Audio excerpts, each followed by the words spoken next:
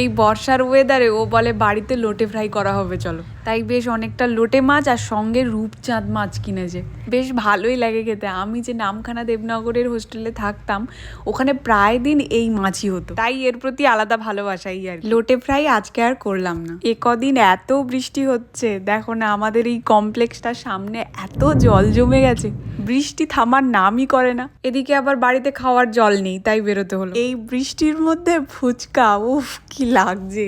তবে ফুচকাটায় কাকু বড্ড টক করে দিয়েছে, বেশি খেতে পারলাম না। এই বর্ষাকালে ফুচকাকে ঠিক রাখতে গেলে অনেক কষ্ট, তাই ফুচকা যে খেতে পেলাম এই অনেক। আর খুব বর্ষা হচ্ছে তো, তাই অনেকে ফুচকা নিয়ে বসেও নি। আমরা যেখানে জল ভরি, দেখো শিভার কি সুন্দর একটা মূর্তি, কোনো একটা ফেস্টিভ্যালে এটা বানিয়েছিল, ওটা কমপ্লিট হয়ে যেত, ওটা ওখানে আটকে দিয়েছে। কি মজা লাগছে, বৃষ্টি হচ্ছে অথচ ভিজছি না।